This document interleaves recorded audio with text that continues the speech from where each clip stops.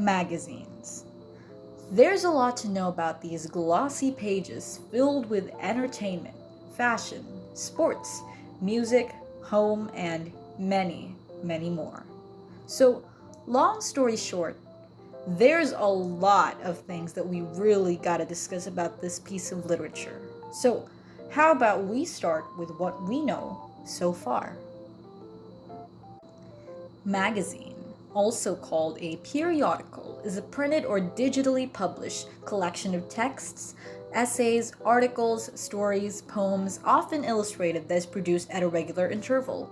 Now, modern magazines actually have its roots in early printed pamphlets, broadsides, chapbooks, and almanacs, and a few of which actually gradually began appearing at a regular interval.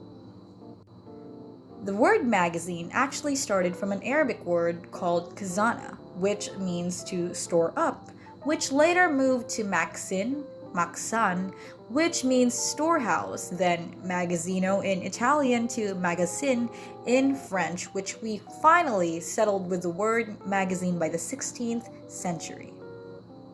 So there are three types of magazines out there. The first one is the general interest magazines. Now, out of all the categories, the general interest magazines are the most common ones. They usually cover up stuff that we all read, popular topics that include food, fashion, entertainment, sports, home, and yes, gardening. You'd probably know these types of magazines as they are quite popular. General interest magazines include New York Times, People, and National Geographic. Next up is special interest magazines. Now, this is quite different from the general interest magazines. Now, you'd probably get that from the word special interest, right? Special interest magazines cover up topics for a certain kind of person. It could target topics like food presentations, photography on certain things, or really just talk about one certain field of interest, like magazines of Sports Illustrated, Psychology Today, and Vegetarian Times. And last but not least, professional magazines. Like special interest magazines, they cater to a specific discipline, but in a professional magazine's case, their contents are specifically for professional and educative in matter. Their contents are highly detailed and more than often made by organizations to further spark an interest in their members. Magazines like Education Week, Aviation Week, and Space Technology, and last but not least, Design News are some of the few popular professional magazines and trade journals out there. Most historians would agree that media go through three stages of development over time. The first one is the elite stage, where only the richest and best educated members of society can make use of them, since they are wealthy enough to purchase these items or access information about these specific topics. Popular stage, where a mass audience takes advantage of them, and the specialized stage, where media tends to break up into segments for audience members with diverse and specialized interests can enjoy these media. Now let's move on to the 17th century. Now the first known magazine is, I might need some help with this. Hey Google, can you pronounce this for me? Erbauliche Monatsunterredungen. Yeah, what he said. Or in English, Edifying Monthly Discussions, which went on from 1663 to 1668 by Johann Rists, who was a theologian and a poet of Hamburg. The magazine contained discussions mainly about literature and philosophy, and was published on a monthly basis until 1668. So following the shoes of that magazine came the Journal des Savants from France, and was started by the author Denis Disallo, then the Philosophical Transactions in 1665 of the Royal Society in England, and the Journal dei Letterati in 1668 that was published in Italy and issued by the scholar and ecclesiastic Francesco Nazari. If you're wondering why they use the word journal instead of magazine in Journal des Savants, it's because journal is another term for such publications, but it is normally restricted to specialized or scholarly publications such as the Journal des Savants. Now, in the case of Journal dei Letterati, it was first published in Rome in 1668 to 1681, and it was the first Italian scientific journal, and it was meant to be an Italian version of the French Journal des Savants or the English Philosophical Transactions. Now, a little fun fact about Philosophical Transactions: it is actually the longest running scientific journal. Now, let's get on to the 19th century, or some may have probably called it the golden age of illustration, all because of this guy, Richard March Hoe. In 1847, Richard March Hoe patented and put into commercial use the rotary printing press, which he invented 4 years prior. A rotary printing press uses a rotating drum, and text and images are carved around the cylinder, which are then printed. The larger version of these cylinders can print up to 60,000 copies in 128 standard sized pages in an hour. And well, that's a lot of paper. Now, the early 19th century saw the emergence of new types of magazines for entertainment, family, enjoyment, such as Popular Weekly, Women's Weekly, Religious and Missionary Review, Illustrated Magazine, and Children's Weekly. Their growth was stimulated by the general public's broader interest in social and political affairs, and by the middle and lower class growing demand in both cities and rural areas for reading matter, like the Century magazine. Now, the Century magazine, or the picture on the screen, is an illustrated monthly magazine first published in the United States in 1881 by the Century Company of New York City, which had been bought in that year by Roswell Smith and renamed by him after Century Association. It was a successor of Scribner's Monthly Magazine, and it was merged into The Forum in 1930.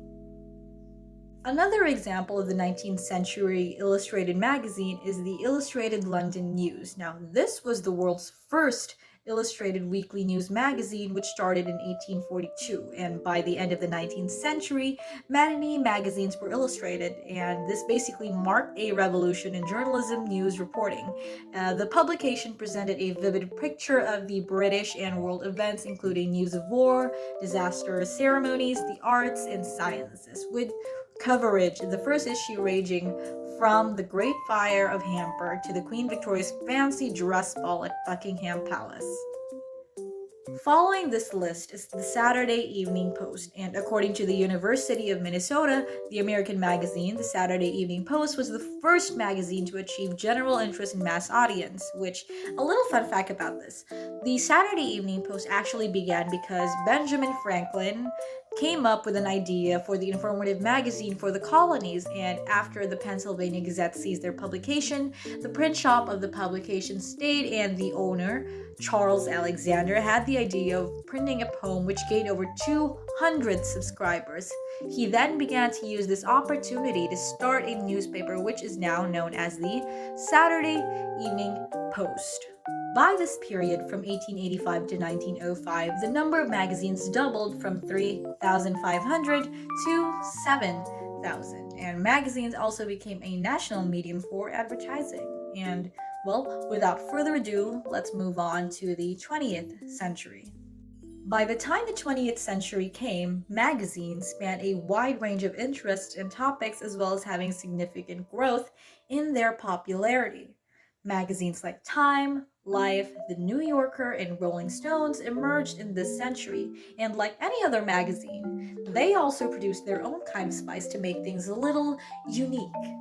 Time has been published since 1923, which covered news, politics, business, and entertainment, and of course, it is well known for its annual Person of the Year feature. While Life magazine, a photojournalism magazine that was published from 1936 to 2000, was well known for its iconic cover and photos and in-depth coverage of major events and social issues.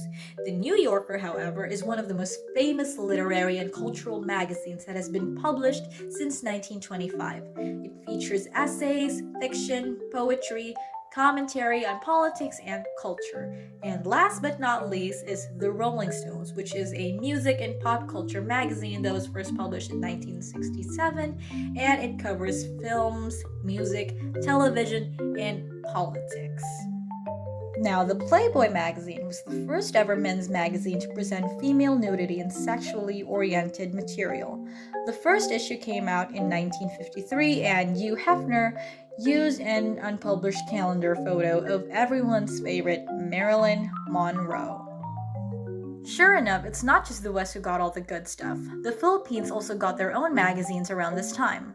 The first publication to be called a magazine in the Philippines was the Philippine Magazine, which was established in 1904 and was started by Ramon Rosas.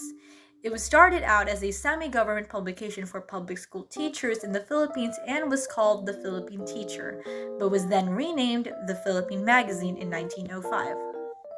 By 1906, it went from government to private company, the Philippine Education Company, a significant development which paved way for a chain of magazines in vernacular like Liwayway for Tagalogs, Bisaya for Cebuanos, Banawag for Ilocanos, Hiligaynon for Ilonggos, and Bicolnon for Bicolanos. In the 21st century, there has been a shift in the way people consume media. Many magazines have moved online to reach wider audiences and to stay relevant in changing media landscapes. While the magazine industry is facing challenges in the digital age, it is not disappearing altogether. While some print publications have struggled to remain profitable and had been forced to shut down, others have adapted and found success in this new era. To end this presentation, I'd like to ask you a question. What do you think is the difference between a magazine and a newspaper? Comment down below or simply answer it in thought. Thank you for listening and have a good day.